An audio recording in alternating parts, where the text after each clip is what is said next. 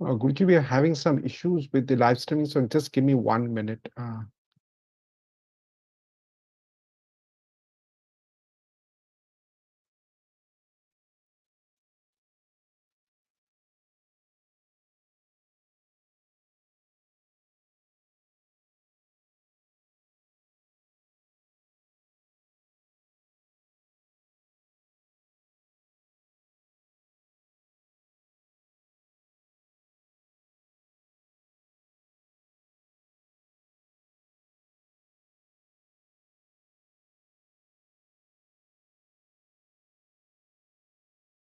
श्रुतिस्मृतिपुराणानाम् आलयं करुणालयं नमामि भगवत्पाद शङ्करं लोकशङ्करं सदाशिवसमारम्भां शङ्कराचार्यमध्यमाम् अस्मदाचार्यपर्यन्तां वन्दे गुरुपरम्पराम् अरुणां करुणातरङ्गिताक्षीं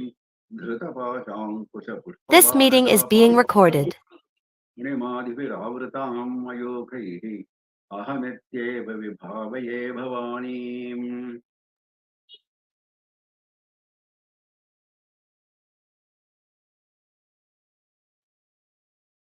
With the abundant blessings of our Periyava, we are fortunate to be able to continue with Lalitha Sahasranama weekly discourses. I attended the Adi Shankara Aradhana on 18th of this month, last Saturday. And Mahaperiyava Jayanti has been celebrated yesterday in Kanchi Matham. So this has been an eventful week for all of us connected with Kanchi Matham. Now, as regards Aradhana, it was celebrated on a very grand scale this time. There was a large group of ladies singing Adi Shankara Prashasti songs, very beautiful.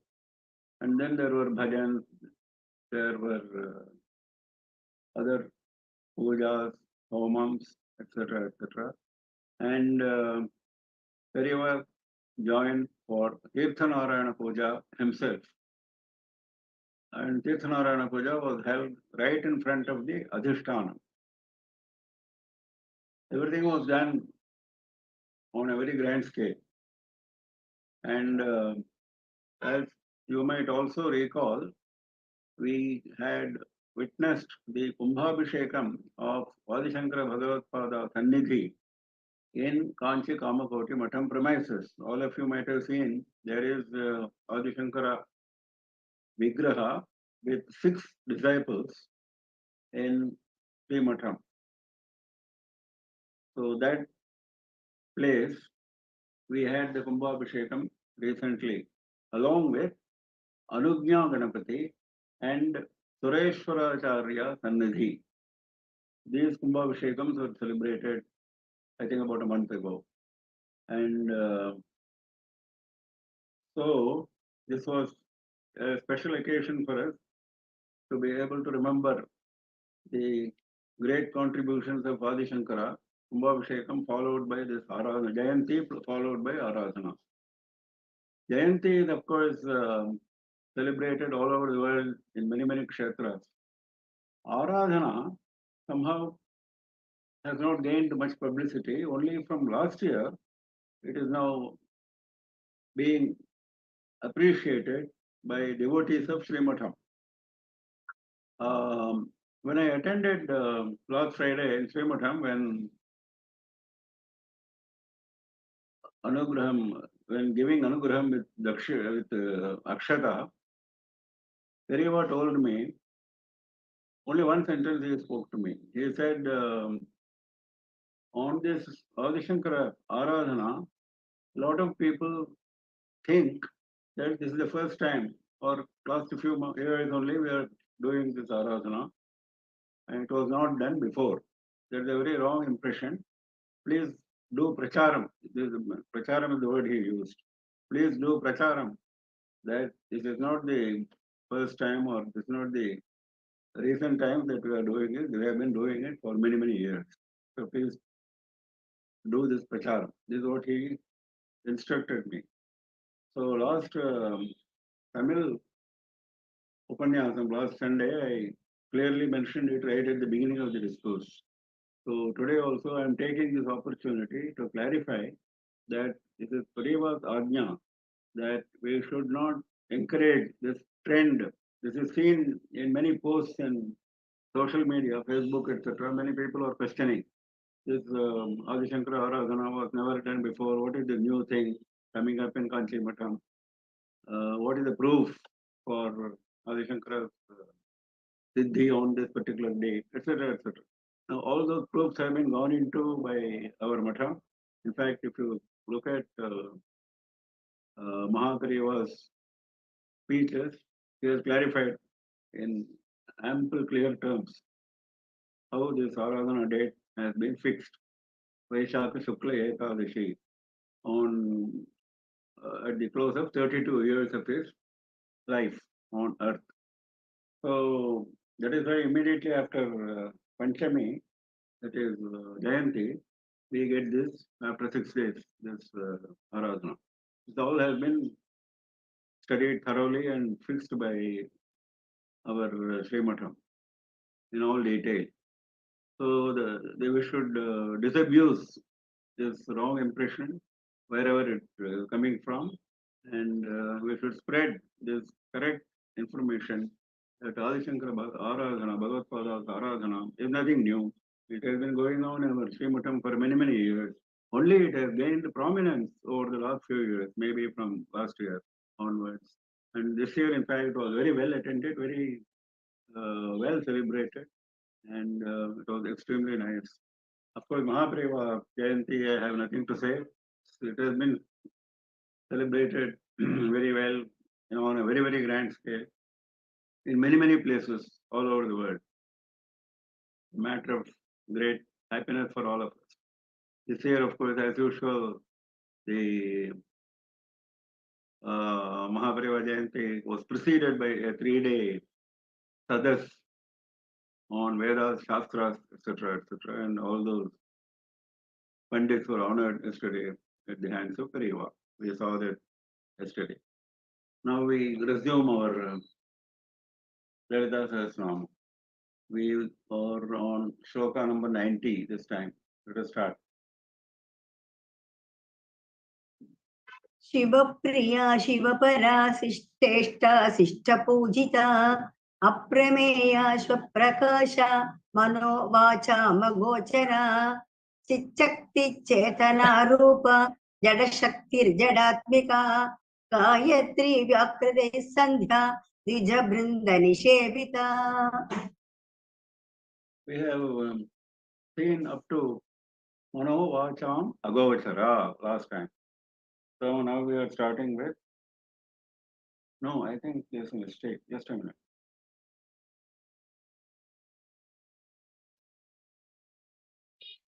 We should be starting with Bhaktaharda Tamobheda, shloka number 88.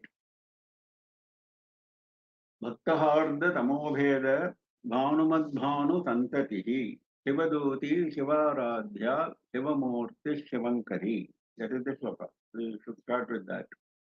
We had completed up to Mahakameshanayana Kumudakhlada Kaumudi. Bhaktaharda Tamobheda Bhanu Santatihi. Bhanu is commonly understood as Surya, correctly. Bhanuman means, here in the word Bhanuman, Bhanu means the rays of the sun, not sun himself. So when you say Bhanumati Bhanu, it means rays of the sun. Because Bhanu means ray, and Bhanumati is one who has the rays, that is sun. Sun's rays is Bhanumat Bhanu. Santatihi is a continuous progression. Continuous progression with no discontinuity is called Santati, like we have Santati in our human births, human lineage, same way.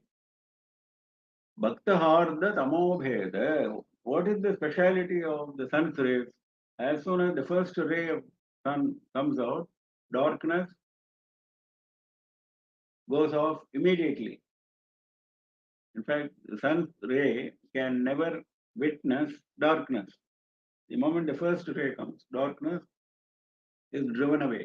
So, Tamo Bheda means driving away darkness, breaking darkness. Which darkness? Which sun? Because sun's rays have been picturized as Devi, isn't it? Bhavanumate Bhavana Santatihi is Devi. Now, which darkness is this sun's ray, which is Devi, is going to remove? Bhakta Harda Tamo Bheda, the darkness which is in the hearts of devotees. The darkness which is abiding in the hearts of the devotees. Bhakta Harda, Harda means in the hearts. Pridi. Tamo Bheda, Bhavanumate Bhavana Santatihi. Because darkness can be driven only by light, and light is picturized as jnana. Darkness is picturized as ajnana. Tamaso ma jyotir gamaya. We all know that. So, when Jyoti Swarupini, Paramatma Swarupini, Devi blesses us, darkness takes to its heels. Ajnana is driven away. Shivaduti. Shivaduti is one who sent Shiva as emissary. We all know Devi Mahatmyam in Shumbha Nishumbha Vadha Charitram. Right before the battle started, Devi sent Shiva as her emissary to Shumbha and Nishumbha, carrying the message of peace. So Shiva went and told them, you can never win a battle with Devi, better you agree to the peace terms and go away to Patala. This is what standard advice given to this. You will find in many battles. If you read Devi Bhagavatam, this kind of advice comes frequently. Devi herself gives this advice on the battlefield or sends emissaries, etc., etc. So Shiva gave the same advice because Patala is the loka for Asuras. Asuras also have a place. It's not as if they have no place to live. Because in creation, everyone has got a place to live, everyone has got food and other basic necessities provided by the compassion of Devi. So there is no question of destroying Asuras, removing them completely from the existence. No, that's not the intention. In fact, you might have seen that Asuras and Devas have been living in peaceful coexistence for yugas, for many years. See, the battles assume significance because we read all about them. We don't read about the peaceful times. So when the battle starts, because of the over-ambition of Asuras come out of Patala Loka, they want to establish their rule on earth, on Swargaloka, etc., then the trouble starts. So Shiva gave this advice, and this advice was burned, rejected by Shumbha and Shumbha. So this Devi who sent Shiva as an emissary is called Shivaduti. Yatho niyukto dautyena taya devya Shivasvayam Shivaduti tilokesminne tatasa khyati magata. This is what Devi Mahatmya itself says in definition of Shivaduti. Dautyena niyukta. He was appointed as an emissary by Devi. Shivaradhya, one who is worshipped by Shiva. Now, when Devi was worshipped by Shiva, there is a reference in Brahmanda Puranam where Shiva performed tapas in order to become Ardhanarishwara, in order to gain half the body of Devi. This is mentioned in Brahmanda Puranam. Shivopi yam samaradhya dhyana yoga balena cha dhyana yoga balena Ishvara sarvasiddhinam ardhanarishvaro bhavat. Ishvara sarvasiddhinam. There is no siddhi which is not with Ishvara. He is the Ishvara of all siddhis. Even then, there was one thing which he found lacking, that is ardhanarishvara. So he wanted to become that. This is how it has been mentioned. Now, apart from that, it is not so much well appreciated in Shiva Parvati story that Shiva also performed equal amount of tapas like Parvati did in order to attain Parvati. Shiva performed tapas. Only thing is Parvati did Ugra tapas as a young girl of 5 years in Himalaya. So it is described in great detail in our epics. Whereas Shiva was in Kailasa, he was feeling the separation from Parvati. Dakshayani had left him, and so Parvati was there in Himalayas. He wanted to attain Parvati, just as Parvati wanted to attain Shiva. And it is the mutual requirement, mutual want, mutual tapas, which got them together. This has been clarified in many, many references. Now, when Shiva was doing tapas, he assumed the form of Dakshinamurti, and instead of sitting in tapas, focusing on one matter, he wanted to focus on Atmajnana. That's what he did. And at that time, he was teaching this Atmajnana through silence to Sanaka and other disciples. We have seen Dakshinamurti surrounded by Sanaka and others. So, this is the picture of actually Parameshwara's tapas to attain Parvati. So, Shiva Radhya has got that kind of interpretation also. Shiva Murti, Shivankari. Shiva Murti means Shiva himself is her Murti, her manifestation. Because when Devi divided herself into two, Shiva and Parvati, or Shiva and Dakshayani, Shiva and Gauri in the first instance, then at that time, this was her own manifestation. That been explained in many, many references. And another meaning commentator gives for Shiva Murti, Shiva means auspiciousness, Mangala.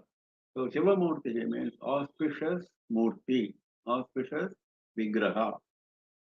So another meaning is Shiva also can be interpreted as Moksha. In that case, Moksha itself is her form, Shiva Murti.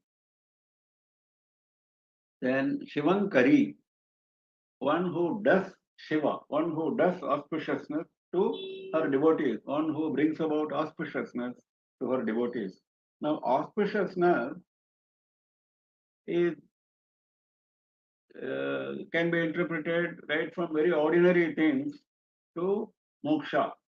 Moksha is the most auspicious, and our daily requirements, food, etc., are also auspicious requirements. So everything, right from the basic requirement for us to lead a life on earth, right up to the highest purushartha, the moksha, are all indicators of auspiciousness only. So all auspiciousness will come from Devi, depending on our yogyata, our ability, our fitness, and our devotion. Shiva Priya, that is next shloka. Let us go to the next shloka. Shiva Priya, Shiva Para, Shishteshta, Shishta Pujita. Shiva Priya, one who is the beloved of Shiva. In Sanskrit, there is a beauty. This can be interpreted in both ways. This is a samasa, Shiva, Priya. Two words are put together in one word, that is called samasa. So, Shiva Priya, in this kind of samasa, the weak takes precedence. Shiva takes precedence or Priya takes precedence. Both can take precedence. This is the advantage in Sanskrit grammar. So, if you say Shiva is the beloved of Devi, that is one meaning. And one who is the beloved of Shiva, one who is the beloved of Shiva, that also is the second meaning. So if you give precedence to Priya, that means Devi is the beloved of Shiva. If you give precedence to Shiva, it means she has beloved as Shiva, her beloved as Shiva. So it's a question of mutual belovedness, mutual love. Shiva Para, one who is higher than Shiva. This is the direct meaning. Para means somebody is higher, isn't it? Param is the highest. So para means higher than Shiva. Means what? This has been explained in the first shloka of Saundarya. We have seen it many times. That Shiva depends on ability to do any action on Shakti. Without Shakti, he has no ability to do any action, even to move his own body, is what we have been told. So this is how the creation works. Creation works when the two are together. There is no creation with only Shiva, there is no creation with only Shakti. In fact, Parashakti has made that arrangement. She herself split into two because of this requirement. So that is Shiva Para. Tishteshta. This should not be, Shiva should not be interpreted to in literal terms that one is higher than the other and all that. These are all for praising Devi. See, we are in the process of praising Devi. So it is always customary to address the Devata whom we praise as the highest. If you take Vinayaka Stotra, Vinayaka will be hailed as the highest. If you take Subramanya Stotra, Subramanya will be hailed as the highest. If you take Vishnu Stotra, Vishnu will be hailed as the highest. If you take Lakshmi Stotra, Lakshmi will be hailed as the highest. That is the way we have to train our mind in order to focus our complete devotion on that deity. So it should not be interpreted in any other manner. Shishteshta. Shishteshta means one who has as her ishta, as her loved ones, Ishta means loved one. What is her loved one? Shishta. Shishta means one who is virtuous. Virtuous people are her loved one. She likes them very much. Not just virtuous people. Shishta means one who has studied Shastras and acts as per Shastra. Their actions, their achara, their conduct is exactly as per Shastra. You don't have to go to the Shastra book and see and refer to it. If you look at the life of a Shishta, there is enough lesson to learn. All lessons of Shastras are there in his life. This is the definition of Shishta. So such people obviously are very much liked by Devi. Another meaning which beautifully given by the commentator, he says, Shishta can also be interpreted as Vihita karmas. That is, karmas which have been ordained. We have been told, isn't it, in our Shastra, do this, don't do this. So whatever has come under the list of do's, those are called Vihita karmas, and those are can be included in the meaning of Shishta. And those karmas are liked by Devi. Shishta, Ishta. Those karmas which are ordained are liked by Devi, because if you follow those rules, you are advancing on spiritual path. Karma itself is not the end all, be all and end all. Karma is not the goal. Karma will have to lead to bhakti and jnana. Jnana is the goal. So Devi is happy that you have taken to karma seriously. So you will advance progress on this path. Shishta Pujita, worshipped by Shishtas, worshipped by those virtuous people whose conduct is exactly as per Shastras. Aprameya, one who cannot be measured, immeasurable. Aprameya. That is very clear. We cannot measure the glory of Devi in any manner. Her glory is immeasurable. So when Devi is immeasurable, all her aspects, glory, beauty, her stories, some of the stories, we may find it difficult to believe. We may find it beyond our understanding, beyond our normal understanding of our sense organs, because our understanding is based on sense organs and our mind is also very limited. So, aprameya is immeasurable.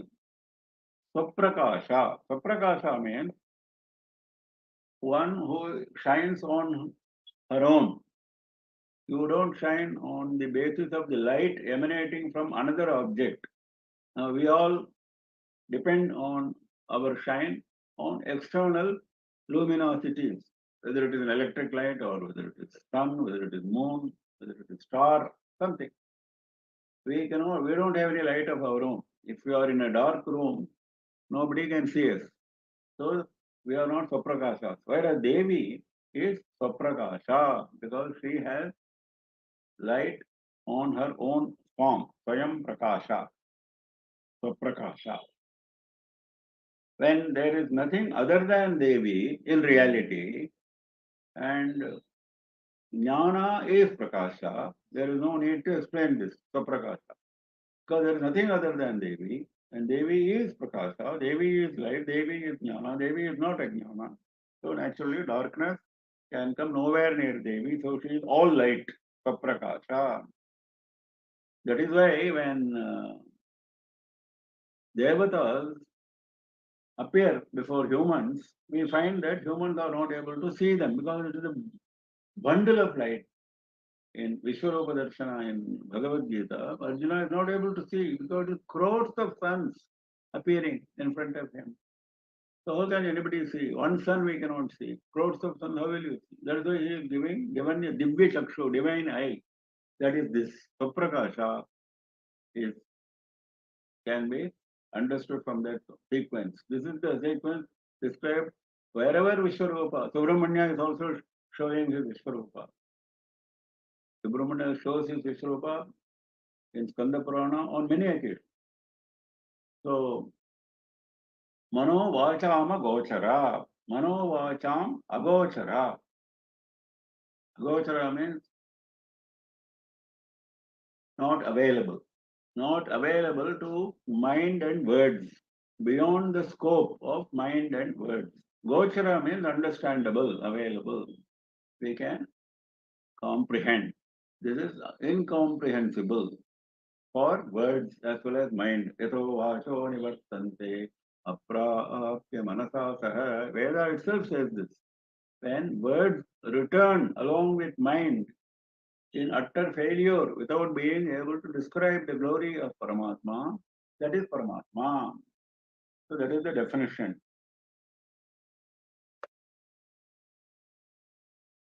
Chit Shakti. Now we have been seeing the definition of Paramatma on many occasions. Sat, Chit, Ananda. Now this second Chit, consciousness, which is very important. Why it is very important? Ananda is important, no doubt. But Sat is there in any case. Because without Sat, there is no creation. So Chit, why it is important? Because you can have a creation which does not have a Chit and which does not have Ananda. Then what is the use of that creation? That created object has no meaning. So when you and only when you have Chit, that is consciousness. So that in order to provide consciousness to creation, you need an object which is full of full of consciousness. That is Devi. Chit Shakti. Her power is consciousness. Power of consciousness is her form. So Paramatma has no form. We have seen Nirvik, Nirakara, Nirguna, etc. We have seen that. So Devi takes an akara, Devi has her gunas, etc. only for blessing us. Otherwise, if you go to the root, if you go to the Paramatma Swarupa, there is no akara, there is no guna, there is no form, there is no characteristic, quality, etc. etc. Now, how to describe that Paramatma?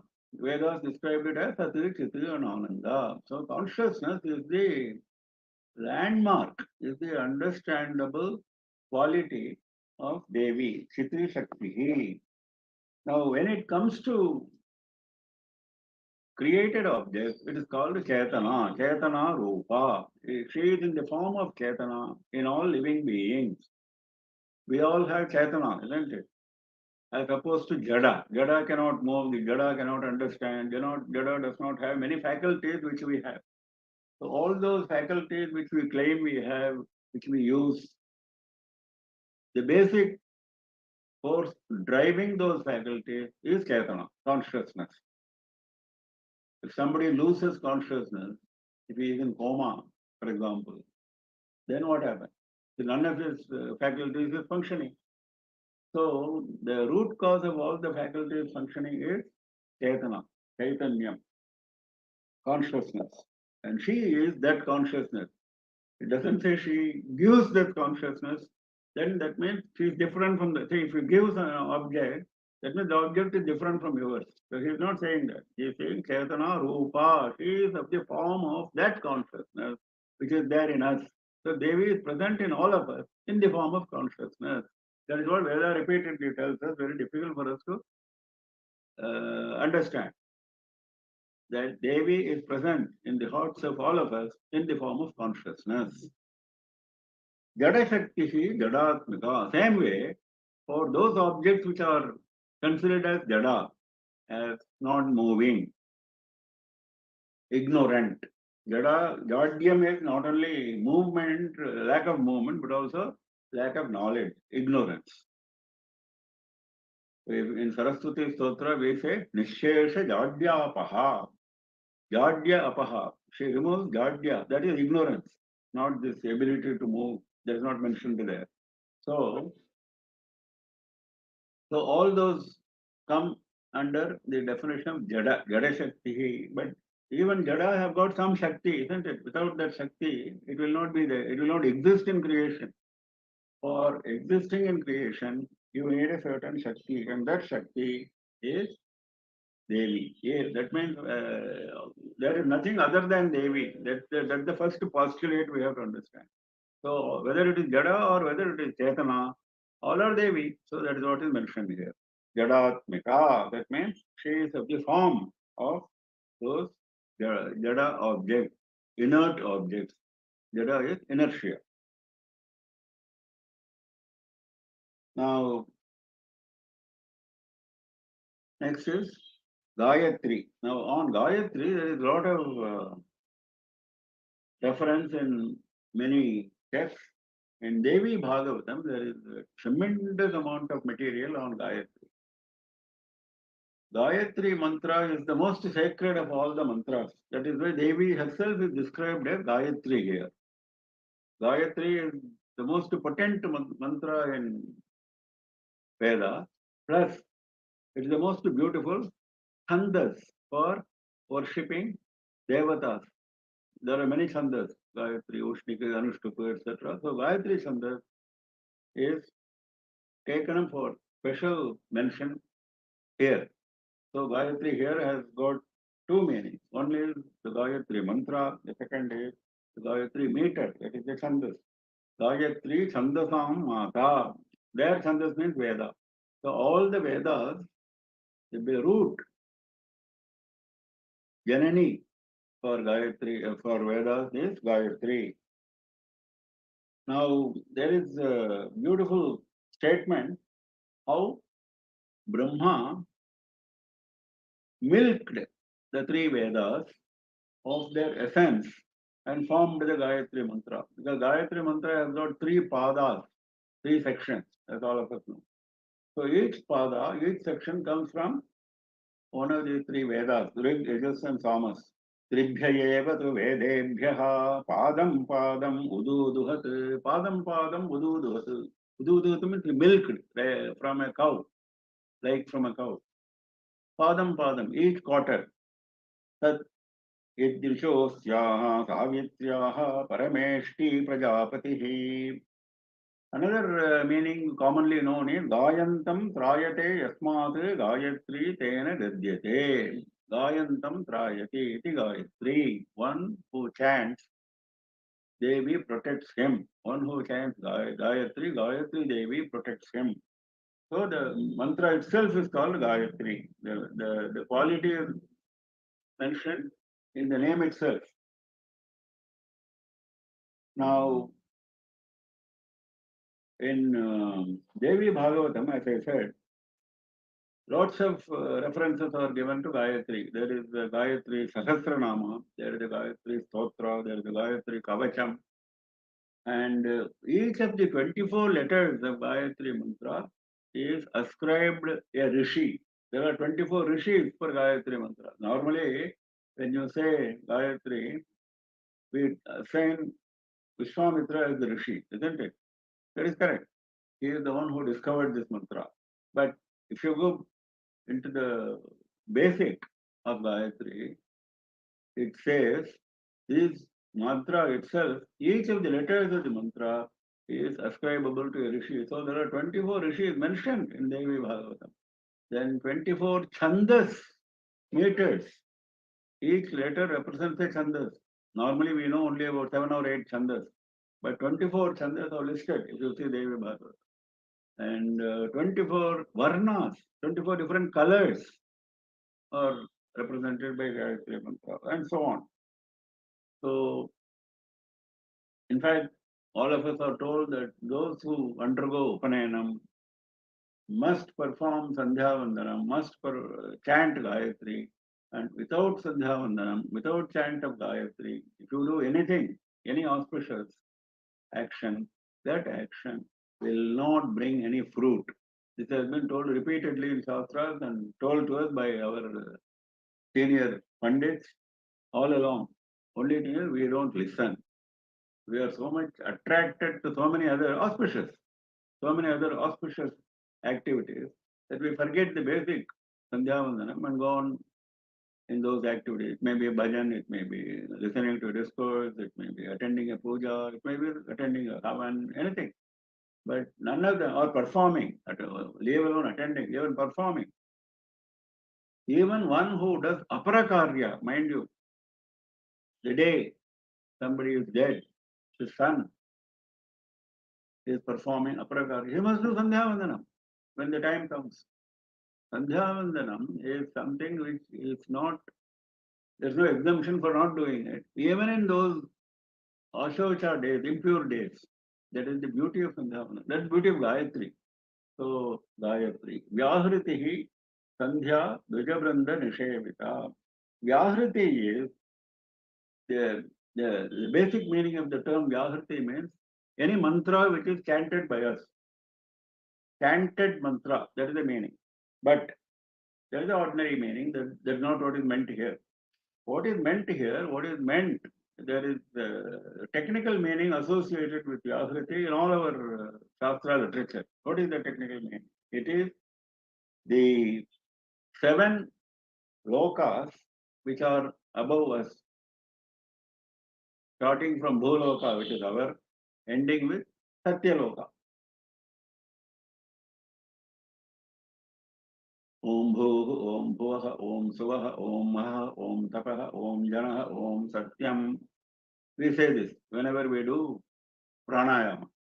So starting with Om Bhuh, we end with Om Satyam. That is the 7 lokas, right up to Satyaloka, which is Brahmaloka. So this mantra, Om Bhuh, etc., is called 7 Vyahritis, 7 mantras, and the very mention, very chant of these names, they are only names of the 7 worlds. The very mention of this, very chant of this is supposed to bring extraordinary benefit, very powerful. This mantra is very powerful. That is why we chant it during pranayama.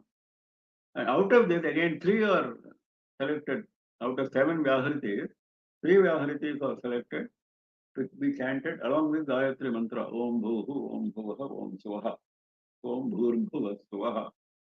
So when you say Om Bhurbhuva Swaha, Bhuloka, Bhuvarloka, and Suvarloka. Bhuvarloka is the intermediate region, Suvarloka is the Swargaloka. So we are only mentioning the names of these regions, but the mantra has got so much power that it is to be chanted before you start the actual Gayatri mantra. So Vyahritihi, that is why it has been put along with Gayatri here. Sandhya, so it comes in the right sequence. Sandhya is the time when, the time of sunrise as well as sunset, all of us know.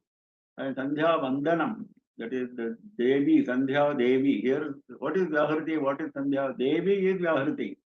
Devi is Gayatri. Devi is Sandhya. That is why this is a Sahasranama of Devi. These are names of Devi. So Sandhya, when we worship Sandhya Devi, during those specified times, sunset, sunrise, and when the sun is at the peak at 12 o'clock, midday. So these 3 times are specified for performing Sandhya Vandana. So he said the Sandhya Devi is to be worshipped during those. 3 occasions, and she is the Sandhya Devi who blesses us, taking the form of Gayatri when you chant the Gayatri mantra. Now,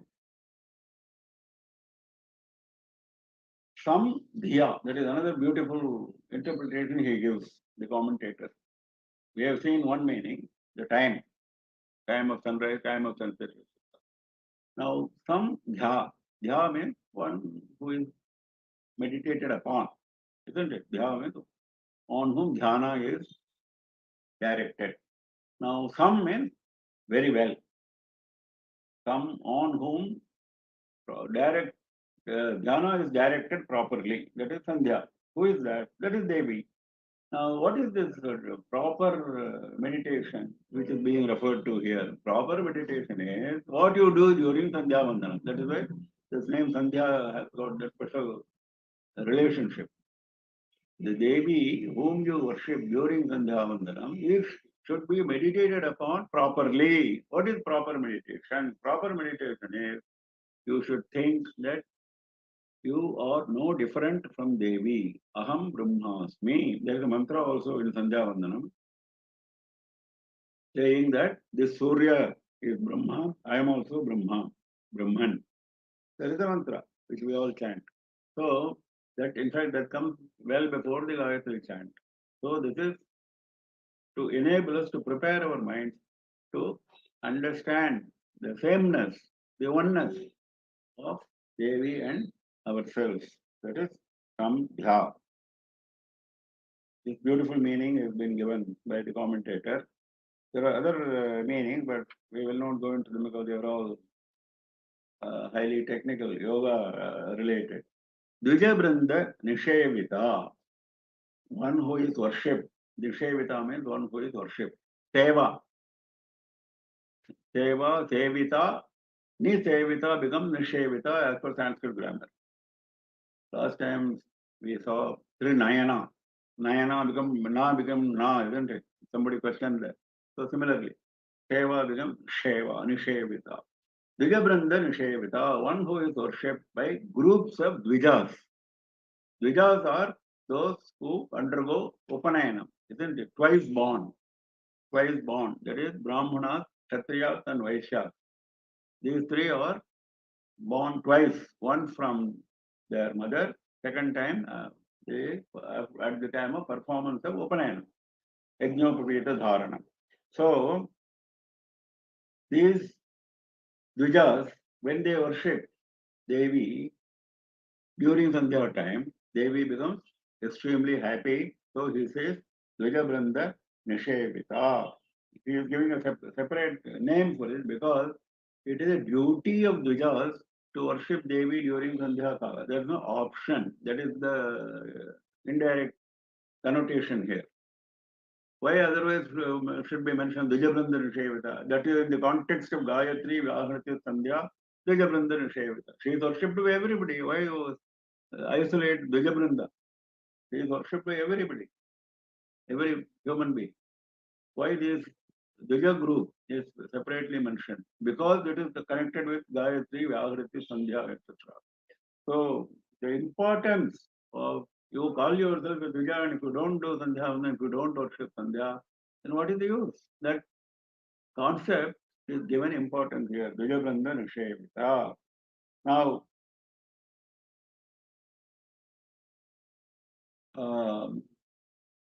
Bhaskara gives a beautiful interpretation in this context. He says, Vyahriti, Sandhya, Vijabranda Nishevita, these three names refer to the three states, Jagrata, Swapna, Sushupti, the waking state, the dream state, and the deep sleep state. Now let us start with Vyahriti. Vyahriti means, he says, waking state, because Vyahriti means chant of a mantra, isn't it? We saw it is chant of 7 mantras or 3 mantras, etc. But chant of a mantra, basically. How can you chant a mantra if you are sleeping or if you are dreaming? So that means you are awake. So it refers to the wakeful state. Sandhya is in between. Just as it is in between day and night, Sandhya is in between the wakeful state and the dream state. and the sleeping state. So it is assigned to the dream state. Dvijabrandhana Shevita is assigned to the sleeping state. Why? That is the beauty of this commentary. He says, when you have merged yourself in Paramatma during that process of chanting Gayatri Mantra, when you have merged, that's what we saw, isn't it? Aham Brahmasmi, that should be your attitude. So, if you have succeeded in attaining that state of meditating Aham Brahmasmi, I am Brahman, I am Devi, then you are as good as sleeping, isn't it? Those who are in Samadhi or strangers to what is happening around them. They are strangers to their own body, isn't it? That's the definition of Samadhi, isn't it? If you are in Samadhi, you don't know what is happening around you. You don't know your own body. You have forgotten your body. Body consciousness is lost. So that is the definition of Samadhi. Same way, you may not be in that kind of Samadhi, but at least you are in some state of Samadhi, some very beginning state at least, when your concentration, your meditation is so much focused on Devi that you are finding that identity, abhinnata. So that is Dvijabranda Nishayavita. So he says this is the Sushupti state. So that is a beautiful commentary. Next. Shivpriya शिवपरा शिष्टेष्टा शिष्टपूजिता अप्रमेया स्वप्रकाशा मनोवाचामगोचरा चिच्छक्तिश्चेतना रूपा जडशक्तिर्जडात्मिका गायत्री व्याहृति संध्या द्विजबृन्दनिषेविता तत्त्वासना तत्त्वमयी पञ्चकोशान्तरस्थिता निस्सीममहिमा नित्ययौवना मदशालिनी मदघोरितरक्ताक्षी मदपाटलगण्डभूः चन्दनद्रवदिग्धाङ्गी चाम्पेयकुसुमप्रिया तत्त्वासना तत्त्वमयी पंचकोशांतर स्थिता. Tattvasana means one who is seated on tattvas. Means what? All tattvas are her creation. Tattvas are, we have seen before, some count the tattvas as 25, some count as 36, starting from Prithvi up to Shiva. So this is the way Shakta counts tattvas, either 25 or 36, starting from Prithvi up to Shiva. Now all those tattvas are created by Devi for the purpose of enlightening the jiva. So tattvas are indeed the asana on which she is seated. She doesn't need a seat. When she is a nirvikara, nirguna, nirakara form, for consciousness there cannot be a seat, isn't it? Only for a person there can be a seat. So when she becomes a person, she starts creating, isn't it? That's the purpose of taking a form. So when these tattvas are the very basis of creation, they are the asanas for her. So tattvasana, tattvamayi. Now this is another beauty. Now this tattvamayi comes twice in LALITHA SAHASRANAMA. The second time when it comes, tattvamayi, it is taken as one word. Tattvamayi as one word. But here, Bhaskaraya doesn't consider it as one word. He considers it as three words. Tat, Tvam, Ayi. That is how the count of 1,000 for LALITHA SAHASRANAMA names is arrived at. This is the beauty. Same name is counted as three here and one there. Tattvamayi. Tat, Tvam, Ayi. Now, Tat we have seen before. Tattvamasi. Tat, Tvam, Asi. We have seen this. You are that. So what is that? That is Paramatma, who is beyond definition. That is why it is called Tat. Tat means something which you cannot define properly. That is Tat. It is neither male nor female. That is why it is given a Napumsakalinga. Tat. Now, this is the direct Tat meaning.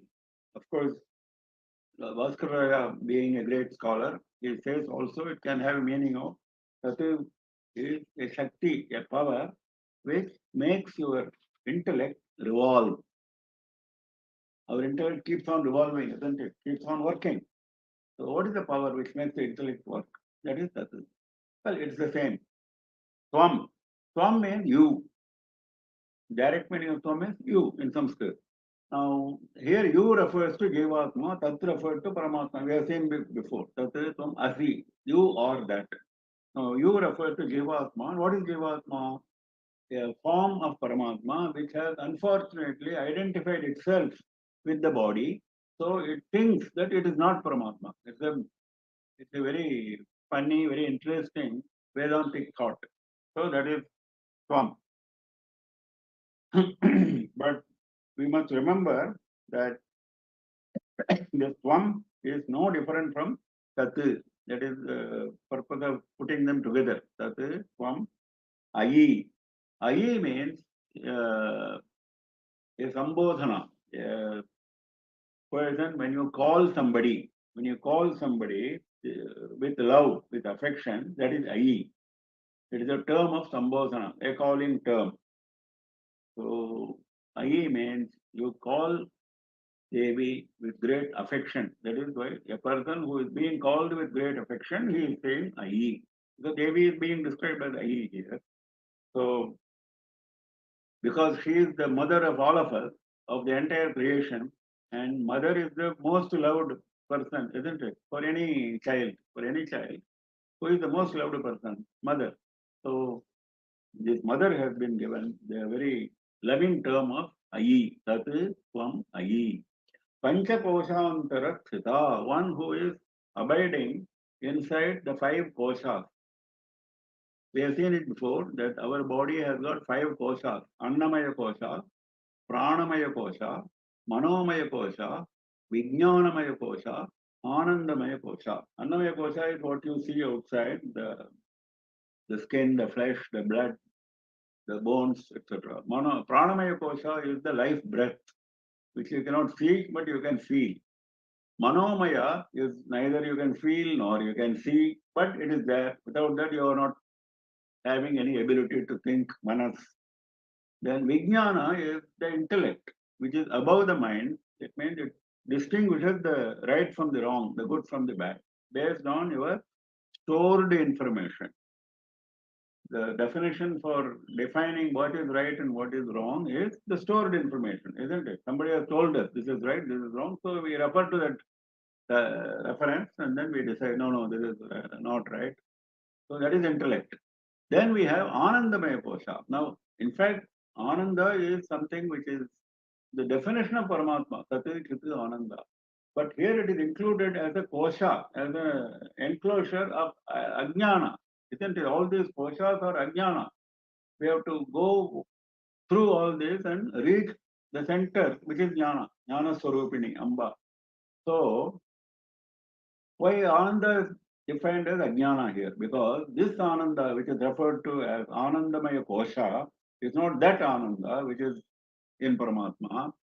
No doubt, this is the spark of that Ananda. It is a particle of that Ananda, no doubt about it. We have seen it before. But this Ananda suffers from a very serious defect. That defect is identifying with the body. That means whatever Ananda you get during sleep is this Ananda. This Anandamaya Kosha Ananda. You say after a night sleep, you say, oh, I had a very good sleep, I feel very refreshed now, etc., etc. But you never felt that you were in the Sannidhi of Devi. You never felt that during the sleep. You can never claim that I had a very good sleep, I had very good darshan of Devi. You cannot say that unless you want to tell a lie. So, whereas the person in Samadhi, the contrast is with the person in Samadhi, because that's how we can understand what is this Ananda being discussed. That person is also claiming he is in Ananda. We also claim that we had very happy sleep, peaceful sleep, Ananda. So this Ananda is lower Ananda, obviously, because we cannot compare also with the Ananda which the person in Samadhi undergoes, experiences. Because there he is undergoes his experiences, the Ananda of Devi. He is in Samadhi. He has merged his mind with Devi. He is fully conscious. Whereas in sleep, you are totally unconscious. You don't know what you are. You have spent hours and hours without knowing anything. How can that be compared with that? That is why Ananda is also described as an Ajnanamaya Kosha. So, one who is situated Inside these 5 kosha means an enclosure. Inside these 5 enclosures is Devi. Nissima Mahima, one whose glory is beyond all limits, limitless glory. That is very clear. Nitya Yavana, one who is having permanent youth, who is always youthful because she is ever 16. This has a special significance for us, for devotees, because only when our Abhimana Devata is youthful, she will have the energy permanently, always, at all times, to bless us, isn't it? If she is old, if she is tired, if she is not having enough energy, then our pleas, our prayers will not be answered quickly. So Nitya Yovana has got that reference for us. Madashalini, one who is shining with Mada. Now this Mada can be interpreted as intoxication arising from an intoxicating drink, which Devi is found to be taking during her battles. In Devi Mahatmya, we find that. It can be interpreted that way. In Vamachara, intoxicating drink is also offered to Devi, which we don't do in our Samayachara, in our normal worship. Our Vaidika Achara, we don't do that. So the other meaning is, she is shining with Mada, no doubt. What is this Mada? Not that Mada coming from intoxicating drink. If you see Jnanis being described in our Puranas, Jnanis, yogis, those who have attained enlightenment, they are described as either child or matta, one who is intoxicated. Like this, they are being interpreted, described. Mattavat, Shishuvat, Balavat. This is how Jnani is described, if you see Purana. So Mattavati is also there. What is Mattavati? Like an intoxicated man. See, if you see the story of Tadashiva Brahmendra, the Jnani who lived among us in recent years, he was like that. He didn't know what he was doing. He was walking fully naked inside the harem of a Muslim king, and his hand was cut off. Will any normal person do that? So, what does it mean? Mother. That is Madashalini. Madabhurnita Raktakshi. One who is having red eyes, Raktakshi. This is one name, one word. Madabhurnita Raktakshi. Raktakshi means one who is having red eyes. They get red eyes and rolling. Bhurnita means rolling. Rolling because of Mada. Well, if a person is intoxicated, he can be described like this. But this also can be interpreted as that intoxication which is coming from pure identity with Devi. Mother Gaurnita Rakta. She is in Atmananda state. So at that time, there are so many changes happening in the body. We have seen it in the case of Jnanis. That should be understood here. Mother Patala Ganda Bhuvu. Ganda is the cheeks. Patala is red color. Whitish red color is Patala. So the cheeks have undergone whitish red color because of Mada, again, the same intoxication. Now we have seen enough about intoxication, but beautiful another interpretation which is given by commentator, he says, let us forget that first interpretation. Mada is also a name for Kasturi, Mriga Mada it is called, because it's taken from the deer. So if you understand Mada as Kasturi and Patala as the Patala Pushpa, the flower, there is a flower called the Patala, reddish flower. So he says, this cheeks are given a Kasturi treatment, anointed with Kasturi. That is why Mada Patala Gandabhu, one whose cheeks are anointed with Kasturi. And Patala flowers are there decorating the ears, because there was a habit of using patala flowers as decoration in the ears by women. So he says it should be taken like that, or you can take as a reddish colored kasturi anointment on the cheeks. Well, this is another interpretation. Kandana Drava Digdhangi, one who is anointed with sandal paste water. Kandana Drava Digdha Angi. Digdha means anointed, pasted. So that Chandana, sandalwood liquid, is decorating her body. Champeya Kusuma Priya, one who loves Champaka flowers. Champeya Kusuma. Kusuma means flower. So one who loves Champaka flowers. This kind of reference comes frequently in many stotras. Devata likes particular stotra, particular patra, particular leaf, etc., particular pushpa, etc. So similarly, here it comes. It says, Champeya Kusuma Priya, one who loves Champaka flowers.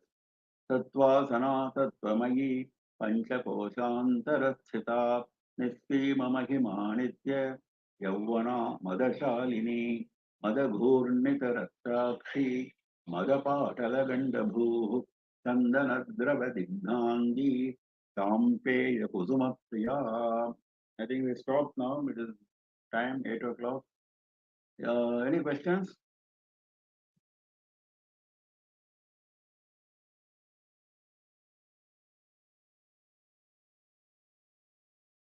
Anybody has any questions, please unmute yourself and ask questions. Any questions, please unmute yourself. Namaskar, Mama. I had a question around the Panchakoshas. Huh? What is your Please. question? Please unmute yourself, turn on your video, and then ask questions, please. We can spotlight you otherwise. She's asking about Yeah. Panchakoshas, sir. Yeah, Panchakoshas. So out of the 5 Panchakoshas, how is Vijnana Kosha related to Ajnanam? That is interesting. Your question is not clear. Himabindu, can you repeat the question? So out of the 5 Panchakoshas, how is Vijnana Kosha related to Ajnanam? Yes. I mean, the intellect is usually how we overcome the Ajnanam, right, Mama? No. Yeah, okay. You're right. So it all depends on the context. Now here we are talking about a general context. 5 koshas which are associated with this body. As long as you are body conscious, you have not merged yourself with Devi consciousness. That we have to understand. So only when your meditation has reached Devi consciousness, when you have forgotten your body, then you can say that. But till that stage is reached, these 5 koshas are in operation. So one of the koshas is Vijnanamaya kosha, which is not the Vijnana which you are talking about, Jnana Vijnana Yoga. I think your reference is to Jnana Vijnana Yoga in Bhagavad Gita. There Vijnana means experiencing what we just now described in Samadhi state, that is Vijnana there. So you are in that state. So that is Vijnana there. This Vijnana is different. This Vijnana is ordinary analytical power, which we use every minute. When we are walking, we don't fall down because we see whether it is a upper level and lower level. That is Vijnana. So Vijnana starts from such basic things. That is what is referred to here. We have to understand from the context. Thank you, Mom. Any other questions? No more questions, Guruji. Okay, we close for the day. We meet again next Saturday at 7 p.m. IST. I am wishing you all the best. Closing for the day. Namah Parvati Pataye Har Har Mahadeva Sarvatra Govinda Nama Sankirtanam Govinda Govinda Shri Jagadishwariye Jaya Jaya. Thank you, sir. Thank you, Mommy.